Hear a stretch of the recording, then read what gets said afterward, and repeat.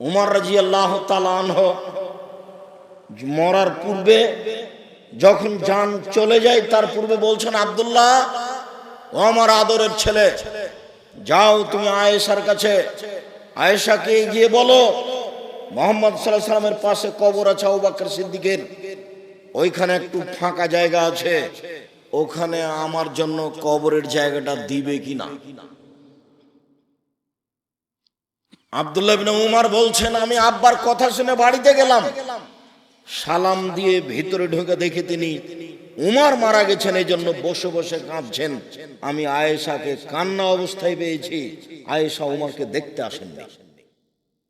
অর্ধ পৃথিবীর খলিফা, কুশাগর, বুদ্ধিজীবী, রাজনীতিবিদ উমর, উমরের মতো পৃথিবীতে মানুষই জন্মানি। যে রাস্তা দিয়ে হাঁটতেন সে রাস্তায় শয়তান হাঁটতো না। হাদিস তো বুখারী মুসলিম। যার ইমানের কথা ভাবলে অন্য দেশ থেকে, পৃথিবীর অন্য প্রান্ত থেকে মানুষের অন্তর কাঁপতো, তার নাম উমর। এত বড় মানুষ পৃথিবী থেকে চলে যাচ্ছেন, লাশ উপরে আছে। আয়েশা রাদিয়াল্লাহু তাআলা আনহা তাকে দেখতে যাননি, বাড়িতে তিনি বসে বসে কাঁদছেন। বলছেন, জায়গাটা তো আমার জন্য নির্ধারণ করেছিলাম, আমার তো দেওয়ার ইচ্ছে ছিল না। উমর যখন বলেছেন আচ্ছা ঠিক আছে যাও, ওখানে উমরের কবর দেওয়ার অনুমতি দিলাম।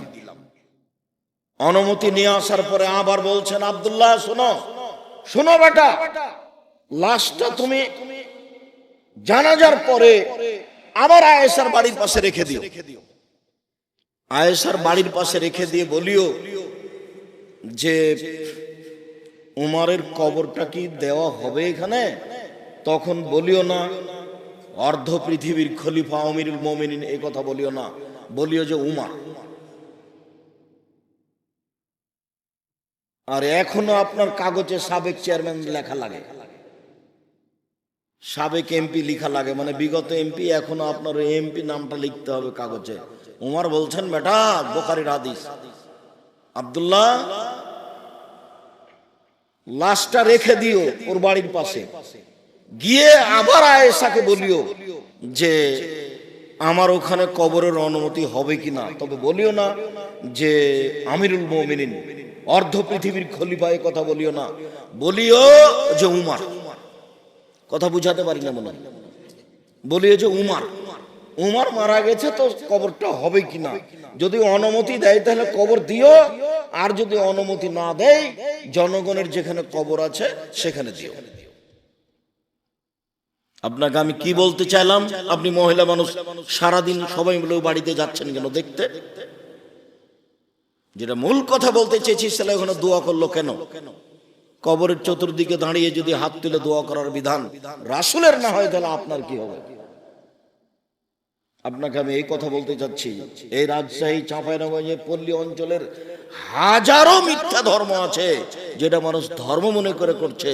যদি রাসূলের না হয় তাহলে কি হবে আপনার? মাওলানা সাহেব, আল্লাহ নবী বলছেন, শুনে রাখুন, আমার একটি কথা জানা থাকলে অন্যকে বলো, বনী ইসরাইলের কাহিনী বলো। কেউ যদি কোনো কথা আমার নামে বলে, সেই কথা যদি আমার না হয়, তাহলে তার থাকার জায়গা জাহান্নাম। বনী ইসরাইলের কাহিনী কি, এই কথাটা বলে পরের আলোচনায় যাচ্ছে।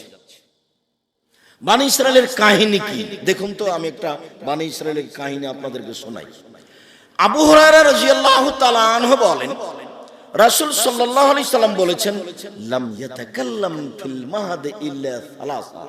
মায়ের কোলে দুধ খেতে খেতে তিনজন শিশু বাচ্চা কথা বলেছে, কথা বলেছে, টপ টপ টপ টপ করে কথা বলছে।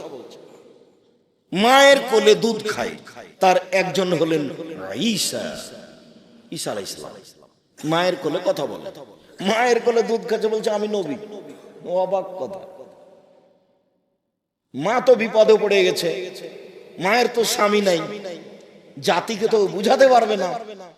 জাতি তো দেখে বলছে, ছি ছি ছি ছি ছি ছি রে, মারিয়াম, মারিয়ামের তো বাপ ভালো মানুষ ছিল, মারিয়ামের তো মা ভালো মানুষ ছিল, মারিয়াম একটা বদ মহিলা, অবৈধ সন্তান নিয়ে এসেছে গ্রামে, ছি ছি ছি ছি ছি, ওর কোলে অবৈধ সন্তান।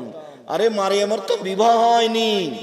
মারিয়াম নিজেও বলছেন যখন জিবরাইল এসে বলছেন আপনার কাছে একটা সুসংবাদ নিয়ে এসেছি, আপনার একটা ছেলে সন্তান হবে, তখন মারিয়াম বলছে কিভাবে সন্তান হতে পারে? অলাম ইয়ামসাসনি বাশারুন ওয়ালাম আকু বাগিয়া, আমার বিবাহ হয়নি, আমি জেনাও করিনি।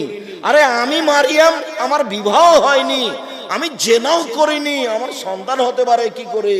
হয় বিবাহ হলে ছেলে হবে, না হয় জেনা করলে ছেলে হবে। আরে আমি মারিয়াম জেনাও করিনি, আমার বিবাহ হয়নি, আমার সন্তান হতে পারে কি করে? তখন জিবরাইল বলছেন একুল রব্বুক হুয়া আলাইয়া হাইয়্যিন। আরে শোনো, তোমার প্রতিপালক বলে বাপ ছাড়া ছেলে দেওয়া আমার কাছে কোনো ব্যাপারই নয়। আমি আল্লাহ বাপ ছাড়া ছেলে দিতে পারি। আরে বাপ মা ছাড়াই দিতে পারি, ও তো আদম। আদমের বাপ কোথায়? আদমের মা কোথায়? তো বাপ মা ছাড়াই তো দিতে পারি। আর মারিয়াম তোমাকে তো আমি মায়ের সন্তান দিয়েছি, মা তো আছে।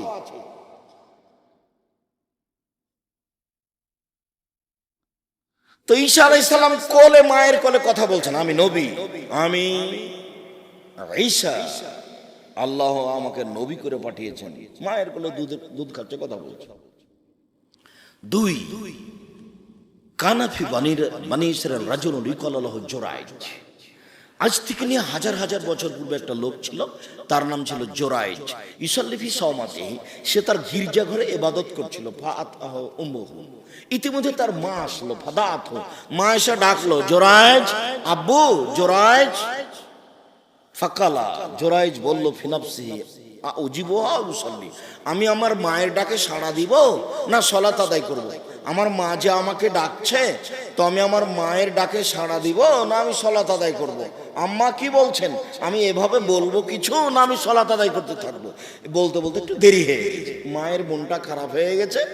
মা তখন বলে ফেললেন আল্লাহুম্মা লা তুমি তাতাতুরে ওজুহাল মুমিসাত, আল্লাহ তুমি এই ছেলের মরণ দিও না যতদিন পর্যন্ত পতিতালয়ের মহিলার মুখ না দেখেছে। আল্লাহ তুমি আমার এই ছেলের মরণ দিও না, বদ মহিলার সাথে দুর্ঘটনা না হওয়া পর্যন্ত এই জন্য না মরে।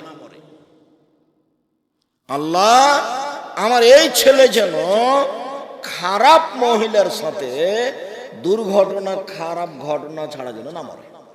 মা বলে চলে ফাতারাজাত লাহু ইমরা, যেতে না যেতে একজন মহিলা উপস্থিত। মহিলা এসে বলছে আমি তোমার সাথে জেনা করার জন্য এসেছি। তখন জোরাইজ বলছেন ফা বা ছি ছি ছি, তুমি বলো কি? মুখটা ঘুরিয়ে না বলছেন তুমি বলো কি? ছি ছি ছি ছি ছি, নাকচ করলেন জোরাইজ। ফাহাতাতির রায়া, তখন সে মহিলা আসলো একটা রাখালের কাছে, গরু ছাগলের রাখালের কাছে আসলো। ফাম কানাথু, রাখালকে চেপে ধরে জোর করে জেনা করলো।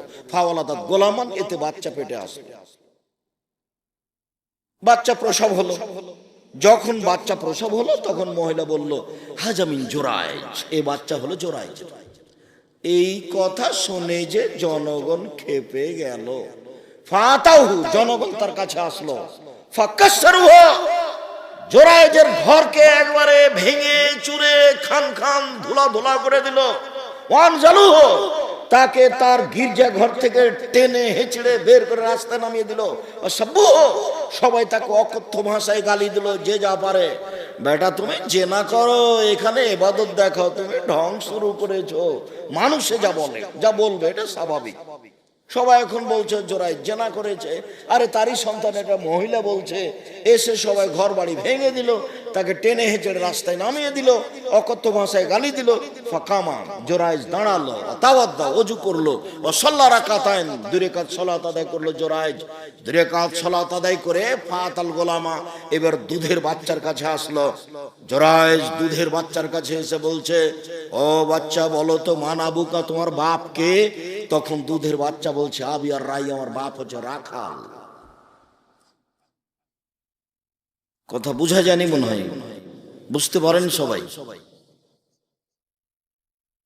ছোট বাচ্চা তো অনেকেই, গ্রামের অনেক দিন পরে মাদ্রাসার জালসা, অনেক বাচ্চা এসেছে। বাচ্চাদের তো এসব কথা বুঝার হিসাবের কথা নয়। এখন আপনিও যদি চেষ্টা না করেন তাহলে তো হয় না। বিষয়টা একটু খেয়াল করতে হবে। এখন দুধের বাচ্চাকে বলছে যে দুধের বাচ্চাকে বলছেন জোরাইজ বলো তোমার বাপকে, তো দুধের বাচ্চা বলছে আমার বাপ রাখাল যে গরু চড়াইছে। এবার জনগণ বলছে নাবনি সৌমাতাকে বিদ্যা হবে, আপনার গির্জা ঘরটা স্বর্ণ দিয়ে বানিয়ে দেবো আমরা। কালাল্লাহ, না না না না না, আমার গির্জা ঘর স্বর্ণ দিয়ে বানাতে হবে না, ইল্লা বিত্তিন, মাটি দিয়ে বানিয়ে দিতে হবে, যাহাই ছিল তাহাই করিতে হইবে। হাদিস মুসলিম। এর নাম বানি ইসরায়েলের ঘটনা। হাজার হাজার বছর পূর্বে ঘটনা ঘটেছে, ঘটনা সত্য, হাদিস গ্রন্থে আছে। আল্লাহর নবী বললেন যে বানি ইসরায়েলের কাহিনী বলো, এর নাম বানি ইসরায়েলের কাহিনী। মাওলানা সাহেবদেরকে বললেন যারা আপনারা বক্তব্য দিচ্ছেন তারা আপনারা কোরআন হাদিসের কথা বলবেন, আমার কথা, আর বানি ইসরায়েলের কাহিনী বলবেন। বানি ইসরায়েলের কাহিনী বলতে ইউসুফ জুলেখার মিথ্যা কাহিনী নয়। বানি ইসরায়েলের কাহিনী বলতে যে আইয়ুব নবীর স্ত্রী রাহমা ধরা পড়েছে জেনাতে, তার ঘটনা বলতে হবে, এটা বানি ইসরায়েলের কাহিনী না। বানি ইসরায়েলের কাহিনী বলতে নূহ আলাইহিস সালাম নৌকা তৈরি করলেন, ওই নৌকাতে সবাই পায়খানা করে আসলো, তারপর পায়খানাতে নৌকা ভর্তি হয়ে গেল, তারপরে একটা বৃদ্ধ মানুষ, বৃদ্ধা মহিলা পায়খানা করতে গেছে, দিয়ে নৌকায় উল্টে পড়ে গেছে, তারপর যুবতী হয়ে গেছে। হুজুরের কত মিথ্যা কথা, হুজুরের কথা শুনে অবাক হচ্ছি। আমার এক ভাই মারা গেছেন, উনি গ্রাম্য ভাই, তো বলছে আজকে তাফসির যে করলো না, ওসব তাফসির তোরা জানিস না। কি করলো তোরা ওগুলো জানিস না? আচ্ছা আমি বুঝলাম, আমি জানি না, কিন্তু বলবেন তো সেটা কি, একটু শোনাবেন না? তোরাও স্যার জানিসই না। আচ্ছা আচ্ছা বলেন না কিছু, সেটা কি? তখন বলছে যে ঘুম থেকে উঠে আদম আলাইহিস সালাম দেখছেন পাশে একজন সুন্দরী মহিলা, খুব সুন্দরী মহিলা পাশে। তো আদম আলাইহিস সালাম হাত বাড়াতে গেছেন, যেহেতু আদম পুরুষ মানুষ, তার ভিতরে পুরুষত্বের ক্ষমতা আছে, পাশে মহিলা দেখে হাত বাড়াতে গেছেন। তখন ফেরেশতা বলছেন থামেন। তো আদম আলাইহিস সালাম বলছেন কেন? তখন ফেরেশতা বলছেন যে মোহর দিতে হবে, যে মোহর। তখন আদম আলাইহিস সালাম বলছে মোহর কি গো, কি মোহর দিতে হবে? তো বলছে যে মুহাম্মদ সাল্লাল্লাহু আলাইহি সাল্লাম বলে দুরূদ পড়ে দিতে হবে, দুরূদে ইব্রাহিম পড়ে দিতে হবে। তো 1000 বার দুরূদে ইব্রাহিম পড়লে বউ হালাল করলেন। আরে যে আদমকে আল্লাহ বলছেন আমি সবকিছু শিখিয়ে দিয়েছি, আল্লাহ বলছেন যে আমি সবকিছু শিখিয়ে দিয়েছি, সে আদম বউ খানকে কিভাবে হালাল করতে হবে সেটাই জানেন না, তা আল্লাহ কি শিখালেন তাকে? নাউজুবিল্লাহ। এই তো হুজুরের বক্তব্য। হুজুরের অবস্থা আমিও দেখছি যে খুব বিপদে, কি যে হবে আল্লাহ ভালো। আর এসে গ্রামের মহিলারা যে বক্তব্য দিয়ে বেড়াচ্ছে, এদের যে কি হবে, জাহান্নামে চলেই গেছে। ধর্মকে পাগল পেয়েছে, ধর্ম এরকম দল হিসেবে। সম্মানিত দিনী ভাই বোন, যেটুকু আপনি করছেন করেন, তবে সেটুকু রাসূলের কিনা আগে প্রমাণ হতে হবে। অযথা করে পরকাল হারাম, যতই মিঠা লাগুক। ও মহিলা বৈঠকে বলছে বুবু মাগরিবের পরে 6 রাকাত সালাতুল আওয়াবিন পড়িও বুবু, মাগরিবের পরে 6 রাকাত সালাতুল আওয়াবিন পড়লে সব পাপ ক্ষমা হয়ে যাবে বুবু। বুবুর সব কথাই নাকি বুখারীতে আছে। মাগরিবের পরে 6 রাকাত সালাতুল আওয়াবিন পড়লেও জাহান্নামে চলে গেছে, ওকে তওবা করে ফিরে আসতে হবে মরার পূর্বে। মাগরিবের পর আওয়াবিন নামাজ নেই। 2, আমাদের আলোচনার পূর্বে দ্বিতীয় কথাটি একটু, যারা আপনারা আমার দিনী বোন আছেন তাদের জন্য জরুরি কথা। মহিলা বৈঠকে যারা আমার দিনী বোনেরা আছেন, জরুরি কথা, আপোষে কথা বলবেন না, আপনাকে বলছি। এই মেয়ে, ফ্যাশন বোরকা পরে এখানে এসেছো কেন? এটা দিয়ারপল্লী অঞ্চল, ছোট ব্লাউজ পরে থাকো কেন? এখনো তুমি ছোট ব্লাউজ পরে আছো, আর এই ব্লাউজ পরেই তুমি ধান শুকাও মাঠে, কোয়াল শুকাও মাঠে, ছোট ব্লাউজ পরে আছো কেন? আপনি আমার দিনী বোন, আপনার গায়ে ছোট ব্লাউজ কেন? পেট দেখা যায়, পিঠ দেখা যায়, আপনার ব্লাউজের হাতটা এই পর্যন্ত কেন? কবজি পর্যন্ত করতে পারেন না? আপনাকে তো আমি 5-7 বছর 10 বছর আগে বলে গেছি এই মাটিতে যে এই ব্লাউজ চলবে না। তা আপনি ছোট হাতের ব্লাউজ পরে আছেন কেন? কি কি বুঝাতে চাচ্ছেন? আপনার স্বামী নাই এটা বুঝাতে চাচ্ছেন, সেজন্য পরে আছেন? কি বুঝাতে চাচ্ছেন আপনি? আপনার বাপ নাই এই জন্য, মানে স্বামীও বলে না বাপও বলে না সেই জন্য? আচ্ছা বুঝলাম বলে না, তারপরে কি আপনি আপনার ওই স্বামীর কবরে যাবেন? আপনি এই হাত এখান থেকে নিয়ে কবজি পর্যন্ত এতটুকু ফ্রি রাখলেন কেন? এটুকু কি দেখে কি করতে চাচ্ছে? সম্মানিত দিনী বোন, আপনাকেই বলছি, শোনেন, আপনি যদি 4টা কাজ করতে পারেন আপনার জান্নাতের সব দরজা খোলা। যান, যেটা দিয়ে ইচ্ছা যান।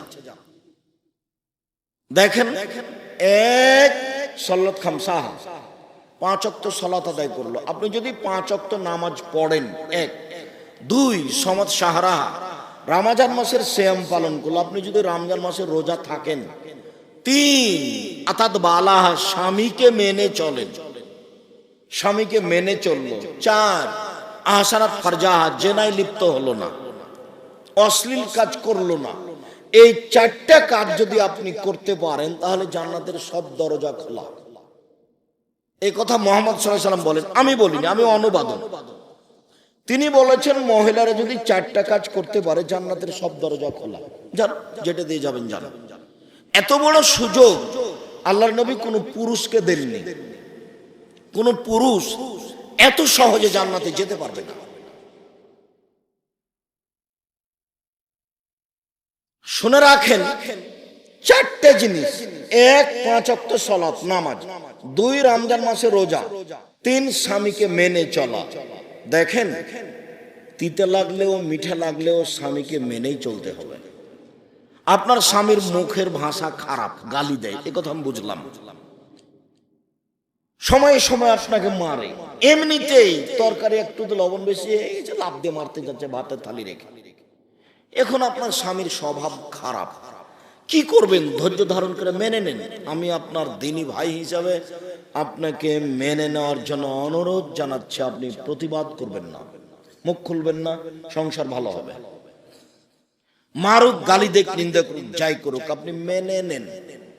শেষ পর্যন্ত যদি নাই মানেন তো তার সাথে কথা বলা বন্ধ করে 2 দিন 3 দিন 5 দিন 7 দিন থাকবেন, এই সংসার চলবে না, দরকার নেই। তাহলে আপনি খোলা তালাক করে নেন যে আপনার সাথে আমি সংসার করব না, গেলাম। চেয়ারম্যান মেম্বারকে গিয়ে বলেন যে আমার স্বামীর সাথে সংসার করব না, বিচ্ছিন্ন করার ব্যবস্থা করে দেন, আমি গেলাম, কোনো সমস্যা নেই। আপনার স্বামী কোটি টাকা যদি ইনকাম করে, সবচেয়ে যদি ভদ্র হয় আর আপনার কাছে যদি ভালো না লাগে, আপনি কালকে চলে যেতে পারেন। কিন্তু এই সংসারে থাকবেন আর 1 গ্লাস পানি চাইলো, তখন 1 গ্লাস পানি নিয়ে সামনে থ্যাকস করে রেখে দিয়ে দিকে মুখ করে চলে যাবেন। এসব ঢং বাদ দিতে হবে। কথা বলতে হবে, হাসি মুখে কথা বলতে হবে। তিতা লাগলেও বলতে হবে, মিঠা লাগলেও বলতে হবে, খারাপ লাগলেও বলতে হবে। আপনাকে না স্বামী গালি দিচ্ছে এটা বুঝে নিলাম, তার মুখ খারাপ এটা বুঝে নিলাম, এখন বলেন যে এটা আমার তাকদীর, এটা আমার ভাগ্য, আমাকে এই সংসারে থাকতে হবে। আপনাকে কথা বলে তাকে ভালোবেসে তার সাথে সংসার করতে হবে হাসি মুখে। যদি না হয় তাহলে সংসার বাদ দেন। তিতা লাগলেও মিঠা লাগলেও স্বামীর সাথে থাকতে হবে, হাসি মুখে থাকতে হবে, কথা বলে থাকতে হবে, জান্নাত হবেই। 4 জেনায় লিপ্ত হয়ে থাকলে, যদি জেনা ঘটে গেছে তাহলে তওবা করেন, আপনি ভালোর মধ্যে চলে যাবেন। তওবা করলে যে পাপটা হয়ে গেছে ওই পাপটা আল্লাহ নেকি দিয়ে পূর্ণ করে দিবেন। তো আল্লাহ বলছেন আপনি তওবা করেন। আর এই বৈঠকে যত পুরুষ নারী আছি সবাইকে একটা কথা বলছি, শোনেন। আজ থেকে যদি মোবাইলে প্রেমের গল্প বন্ধ করতে পারেন, জেনা বন্ধ করতে পারেন, তাহলে আল্লাহ আপনাকে জান্নাতুল মাওয়া দিবেন, এটা আল্লাহর ওয়াদা। আল্লাহ তাআলা বলেন, ওয়ানাহা নাফসা আনিল হাওয়া ফাইনাল জান্নাতু হিয়াল মাওয়া। পৃথিবীর মানুষ শুনে রাখো, তোমরা যদি অশ্লীল কাজ, জেনার মতো কাজকে বন্ধ করতে পারো, আমি আল্লাহ তোমাদেরকে জান্নাতুল মাওয়া দিয়ে দিলাম। এটা আমার ওয়াদা, এটা আমার অঙ্গীকার। পৃথিবীর মানুষ, তোমরা যদি অশ্লীল কাজ বন্ধ করতে পারো, আমি তোমাদেরকে জান্নাতুল মাওয়া দিয়ে দিলাম, এটা আমার ওয়াদা, এটা আমার অঙ্গীকার। আপনি জেনা বন্ধ করেন, আপনার জন্য জান্নাতের সব দরজা খোলা। সম্মানিত দিনী বোন, আপনার সাথে জড়িত কথার সাথে আর একটা কথা, ভালো মহিলা হওয়া যায় তিনটা পদ্ধতিতে। এক, স্বামীর সাথে কথা বললে হাসি মুখে বলতে হবে। দুই, স্বামী আদেশ করলে পালন করতে হবে। এক গিলাস পানি চেয়েছে, তখন আপনি বলছেন ওখানে তো গিলাস আছে, একটু ঢেলে নাও, এইভাবে বলা হবে না। স্বামী আদেশ করলে পালন করতে হবে। তিন, স্বামী যখন বাড়িতে থাকবে না তখন নিজেকে গুটিয়ে রাখতে হবে। ভাবির বাসায় যাওয়া হবে না, জায়ের বাসায় যাওয়া হবে না, পাশের বাড়িতে যাওয়া হবে না, এখন একটু স্বামী নাই একটু ঘুরে আস, এরকম ঢং করা হবে না। এ ভালো মহিলা নয়। এই তিনটা গুণ যদি আপনার ভিতরে থাকে তাহলে আপনি ভালো মহিলা। এক, স্বামীর সাথে কথা বললে হাসি মুখে বলে। দুই, স্বামী আদেশ করলে পালন করে। তিন, স্বামী যখন বাড়িতে থাকে না তখন হেফাজতে রাখে নিজেকে, কোনো বাড়ি যায় না, কারোর সাথে গল্প করে না, নিজেকে গুটিয়ে রাখে। এই তিনটা গুণ যে মহিলার আছে সে হলো ভালো। এরই সাথে আপনাকে একটা কথা বলে যাই, নাহলে আমার দিনী বোনেরা বলবেন যে আমাদেরকেই তো বললেন, আমার স্বামীকে তো কিছু বললেন না। তো আপনার স্বামীকে বলি, এবার আপনাকে বলি, আপনি একটু খেয়াল করে থাকেন, স্বভাব ত্যাগ করেন। বউকে মারতে যান কেন? মুখ গালি দেন কেন? এসব নোংরা স্বভাব কেন? রাসূল সাল্লাল্লাহু আলাইহি সাল্লাম বলছেন স্বামীর জন্য পাঁচটা জিনিস জরুরি। স্বামী মানে এই পাঁচটা জিনিস করাই লাগবে, তার নাম স্বামী। এক, আতে মাহমাতায়েমতা, তুমি যে মানের খাও বউকে সে মানের খাওয়াবা। দুই, ফাকসু আমাক্তা সাইতা, তুমি যে মানের কাপড় পরো বউকে সে মানের কাপড় পরাবা। তিন, অলা তুকাব্বে, বউকে কটু কথা বলতে পাবা না। চাঁপাইনবাবগঞ্জের রাজশাহীর সব নোংরা দিয়াড়ের ভাষা, আমি ওই ভাষা তো আর এটা দিনই বৈঠক আমি তো এটা মুখে আনতে পারি না। আপনার মুখে যেটা সব সময় আসে তোবা করেন, দিনের বউকে এভাবে গালি দাও কেন? বেয়াদবি করার জায়গা পাও না? ও তো একটা ভালো ঘরের মেয়ে, তুমি তাকে এই অশ্লীল ভাষায় গালি দাও কি করে? অমুকের বাচ্চা অমুক বলে গালি দাও কি করে? জীবন আর কোনোদিন মুখ খুলবে না। নিজেকে মুসলমান মনে করলে স্বভাব খান ভালো করো, পরের বেটিকে এভাবে গালি দাও কেন? শোনো, পরের বেটিকে এভাবে গালি দিলে তোমার বেটিকে আর একজন দাঁত তুলে নেবে, তো এটা মনে রেখো। সেদিন তোমাকে খারাপ লাগবে, মুখ খান বন্ধ করো। জীবনে কোনোদিন অমুকের বাচ্চা অমুক বলে গালি দেবা না, অমুকের বেটি অমুক বলে গালি দেবা না। কটু কথা বলাই নিষেধ।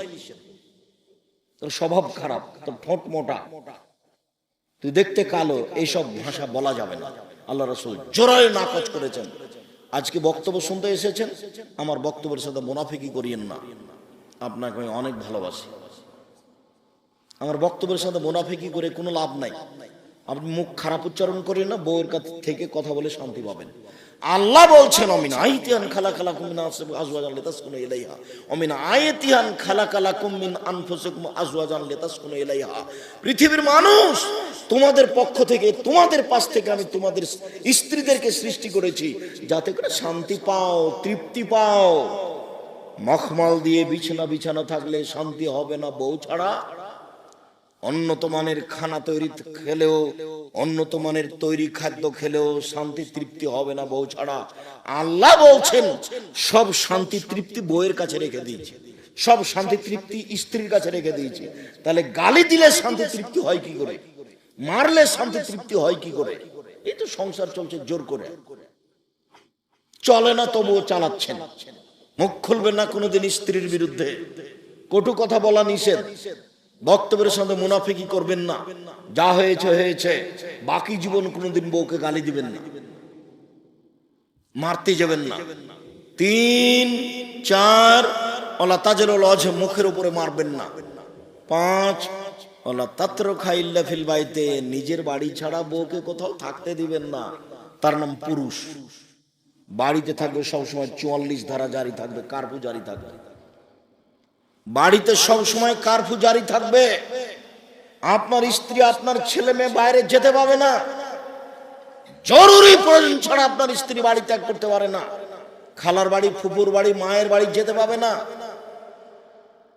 কোন বাড়ি যেতে পাবে না জরুরি প্রয়োজন ছাড়া।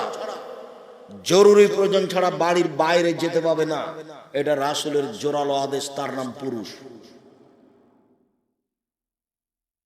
জরুরি কারণে মায়ের কাছে জেলে যেতে পারে, ডাক্তারখানা জেলে যেতে পারে, বিবাহের বাড়িতে যেতে পাবে না। বিবাহের বাড়িতে গেলে স্বামীর সংখ্যা বেশি হয়ে যাবে, কাজে বিবাহের বাড়িতে যাও না। এই ছেলে বসো, খুব সাবধান। 5টা কাজ আপনি করেন, নিজেকে পুরুষ মনে করবেন। এটা কিন্তু আমি বলিনি, মুহাম্মদ সাল্লাল্লাহু আলাইহি ওয়াসাল্লাম এভাবেই বলছেন। 5টা কাজ করবেন। 1, যে মানের খাচ্ছেন সে মানের খাওয়াবেন। 2, যে মানের পড়ছেন সে মানের পড়াবেন। 3, কটু কথা বলবেন না। 4, মুখের উপরে মারবেন না। 5, নিজের বাড়ি ছাড়া কোথাও থাকতে দিবেন না, কোথাও যেতে দিবেন না। চাঁপাইনবাবগঞ্জ রাজশাহী জেলার লাহোর জায়েজ নয়। 6 মাসের জন্য গেছে, 3 মাসের জন্য। বাপের বাড়িতে গেলে 1 মাস থাকবেন, একটাও ঠিক নয়। যেমন ভাবে আমি বলেছি, চাঁপাইনবাবগঞ্জ জেলার রাজশাহীর এতদা অঞ্চলের দিয়াড়ের বিবাহের শুরু থেকে শেষ পর্যন্ত একটা কাজও জায়েজ নয়, সবই হারাম। সেটা ক্ষীরকাঁচি হোক, আর বরণধা হোক, আর আমাটা হোক, আর মাঝা খরচ হোক, আর যেটাই হোক, বিবাহের এমন কোনো কাজ নাই যেটা জায়েজ, সবই হারাম। এই যাবত এখন পর্যন্ত চাঁপাইনবাবগঞ্জ রাজশাহীর এইসব দিয়াড়ের এমন কোন হুজুর আমার সামনে দাঁড়ায়নি যে বলতে পারে যে এটা ঠিক। আমি তো না করে দিয়েছি সবকে। আপনি প্রমাণ করান দেখি কিভাবে করবেন। বিবাহের বাড়ি পাঠাবেন না স্ত্রীকে, বাড়িতে থাকবে কারফুজারি। কার্য বলছে ফখরুদ্দিন। 7টার সময়তে ভ্যান চালক বলছে 7টা বেজে গেছে, তাড়াতাড়ি বাড়ি চলে যাবো, তাড়াতাড়ি বাড়ি চলে যাবো। কেন গো? ফখরুদ্দিনের যুগ কি যে হয়। ফখরুদ্দিন একটা বাদশা আছে, এক সরকার ছিল দেশ। কি সরকার ওটা? হচ্ছে সাময়িক কেয়ারটেকার সরকার। রাজশাহী মেডিকেলে ভিতরে কোনো কলার ছাল নেই, মানুষই নাই, তো কলার ছাল আসবে কি দিয়ে? মানুষই নাই। আইয়ুবের শাসন মানে কারফুজারি আছে, প্রেসিডেন্ট আইয়ুবের দেশ মানে কারফুজারি আছে। 44 ধারা, বাড়ি থেকে বের হলে ধরে নিবে। আপনার বাড়িতে 44 ধারা জারি থাকবে, তার নাম আপনি পুরুষ। কই আমাদের তো কেমন সমস্যা বুঝি না। আমাদের বাড়ি থেকে বের হলে হাত মোজা পা মোজা দিয়েই বের হয়। এখন আপনার যে কেমন কি, আপনি যে ওইভাবে ঢং ঢং করে বাড়ি বেড়াবেন, এখনো বসে আছে আপনার বউ, এমনি বসে আছে। আপনি কাপুরুষ, পরিবারটা নষ্ট করেছেন, আপনি সংসারটা ধ্বংস করেছেন। আপনি সিদ্ধান্ত পরিবর্তন করেন আমার দ্বীনি ভাই। আবু হুরায়রা রাদিয়াল্লাহু তাআলা আনহু বলেন, রাসূল সাল্লাল্লাহু আলাইহি ওয়াসাল্লাম বলেছেন, আউয়াল মা ইউহাসাবু বিল আবদি ইয়াউমুল কিয়ামাহ সালাহ। বিচারের মাঠে মানুষের প্রথম বিচার হবে নামাজ, সালাত। ফাইন সালাহাত সালাহু সাইরু আমালিহি। মানুষের যদি সালাত টিকে যায়, সব ইবাদত টিকে যাবে। আইন ফাসাদাত ফাসাদালাহু সাইরু আমালিহি। যদি সালাত বাতিল হয়, নামাজ না থাকে, সব ইবাদত বাতিল বলে গণ্য হবে। তার মানে নামাজ এমন একটা ইবাদত যার উপরে নির্ভর করে অন্য অন্য ইবাদত। সালাত এমন একটি ইবাদত যার উপরে নির্ভর করে অন্য অন্য ইবাদত। সালাত